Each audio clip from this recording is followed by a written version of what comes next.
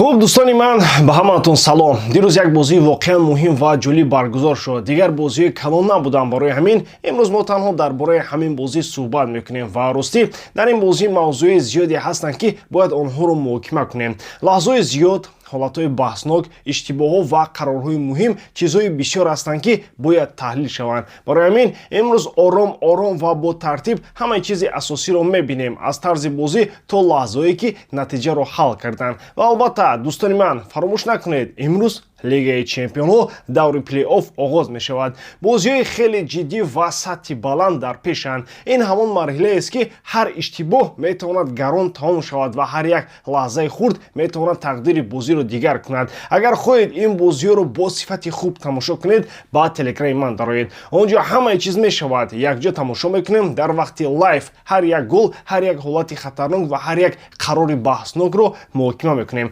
اتمسفر مثل همیشه زنده با احساس و فهم خواهد بود. سلک کانال تلگرام در کامنتاریا و در اپیسانی هست. من همه شما رو انتظارم دارم. دوستان در فوتبال همه چیز از فرم وابسته است. توبواری، برقرار شوی، اشتها و حالت عمومی بدن. در زندگی هم همین خیلی است. وقتی ارگانیسم در حالت خوب است همه کار بهتر می شود، هم ورزش نتیجه می دهد. برای همین ما قرار دادیم که تنها محصولات فایده‌آور رو توصیه دهیم برای کسانی که اشتهاشون کم است، میخوان وزن گیرند، مردونگیشون رو بهتر کنند و عموما حالت بدن رو قوی سازند. و شما داروهای گیاهی رو از مغازه خودمون بیو توصیه میدیم. صفتش سنجیده شده، نرخ‌های دسترس و دستافکا با تمام روسیه. برای فرمایش با رقم‌ها در اکران بوده مراجعه کنید. به این رقم‌ها هم واتساپ است و هم تلگرام.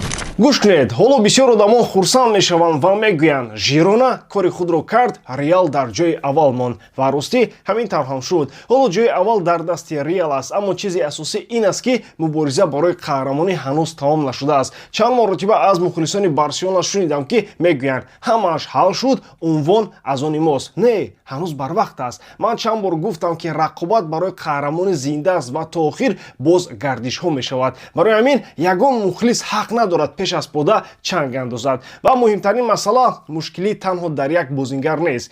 امروز میگویند که رافینیا بعد جراحت بازی میکرد، فردا میگویند که رشفورد نیست، بعد میگویند که اگر پدری سالم بود همه چیز دیگر میشد. اما این مسئله یک نفر نیست برادران، این مشکلی سیستم است، مشکلی در طرز بازی است. اون چیزی که دیروز در بازی شد قبلا هم شده بود.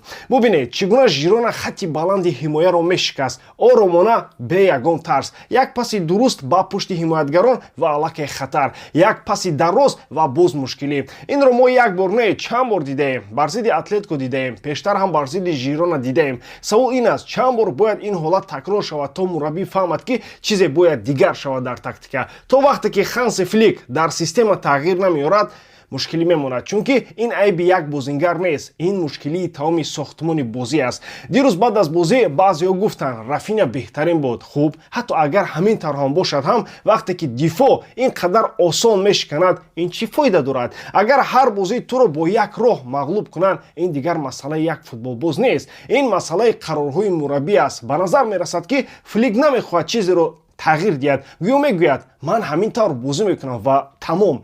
من حتی میگویم که ریال مادرید میتواند قهرمان شود، چون وقتی مربی تغییر نمییابد اکثر وقت خودت عنوان رو از دست میدی. بگویید چگونه ممکن است هر هفته با یک طرز گل خورید و هیچ چیز رو دیگر نکنید؟ چگونه رقیبان با همان یک پاس با پشت حمایتگران امکانیت میسازند و شما واکنش نشان نمیدید؟ این منطق نیست. بله این اسلوب قبلا نتیجه آورد، جام‌ها آورد، برتری داد، اما فوتبال دویما یک خیل نمیماند، در یک جا نمیایستد. حالا وضع دیگر است. حتی به پدری دیده میشود که موازنه در مرکز ویران میشود، اما حتی وقتی پدری در میدان بودم چنین حالت‌ها رخ میدادند. اینتر در موسم گذشته همین طور بارسلونا رو شکست داد. همه درباره لاوشکای آفساید و خط بلند گپ میزدند، اما اگر رقیب بداند که چگونه آن رو شکند باز همون کار میکنند، مغلوب میکنن بارسلونا رو. باز یک نشانه خطرناک، دروازه‌بان قریب هر یک بازی بهترین بازیگری دسته میشود. بله دروازه‌بان سطح بلند دارد، ولی اگر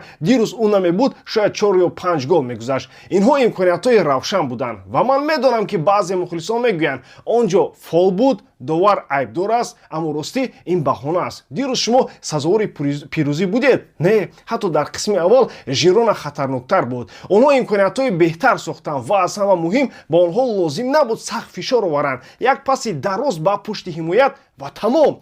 дар бозии қаблӣ Атлетико аз тарафи чап Барсаро титу пора кард. дирӯз Жирона аз тарафи рост ҳамин корро кард. ин нишон медиҳад ки мушкилӣ дар шахсиятҳо нест бародарон. ин масъалаи схема аст. имрӯз аз тарафи рост, фардо аз тарафи чап, аммо дифоъ бозам мешиканад. ягона чизе ки аксар вақт Барселонаро наҷот медиҳад ин ҳамлаи қавӣ аст. онҳо бозингарони техникӣ доранд ва метавонанд 2 ё 3 голи зуд зананд. қаблан ҳамин тавр мешуд. дар қисми аввал 3 гол ва бозӣ ҳал мешуд. аммо ҳоло ин қадар устуворӣ дар ҳамла нест. аз ҳамин сабаб мегӯям ки ин мавсим метавонад барои мухлисони Барселона хеле душвор шавад. ин гапи калон нест бародарон. воқеан мумкин аст мавсим бо як суперкубок анҷом ёбад. ла лигаро аз даст додан мумкин. кубок қариб рафтааст. агар Флик тағйироти ҷиддӣ накунад, агар хатти баландро ислоҳ накунад, бар зидди дастҳои тез ва пурқувват мушкилӣ зиёд мешавад.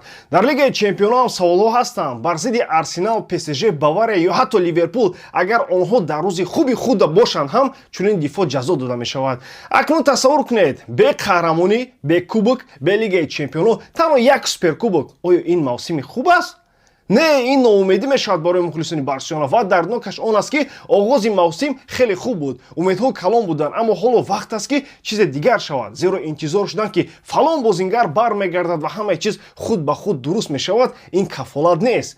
мо аллакай бо ҳамин бозингарон чунин мушкилиро дидаем. ин масъала дирӯз оғоз нашудааст, ин такрор мешавад ва ҳар дафъа гуфтанд ки бозингар осеб дидааст, роҳи ҳал нест. мураббӣ бояд масъулият гирад. дар Бавария ҳам аз ӯ мехостанд ки каме системаашро тағйир диҳад, аммо ӯ намехост хатти баландро иваз кунад. ҷомҳоро бурд, дуруст, лекин ҳайати Бавария он вақта аз ҳайати Барселона имрӯза фарқ мекунад ва хоҳӣ нахоҳӣ сол то сол футбол тағйир меёбад. агар ту тағйир наёбӣ, рақиб туро меомӯзад ва ҷазо медиҳад ва дирӯз Жирона инро боз як бор равшан нишон дод. ба ҳамин тамом боридам ки эҷодкории ман ба шумо писанд меояд. лайк, комментария ва дар канал обуна шуданро аз ёд набароред. бо шумо мисли ҳар вақта Муҳаммад Гаиров. хай бародарон, дар паноҳи Аллоҳ.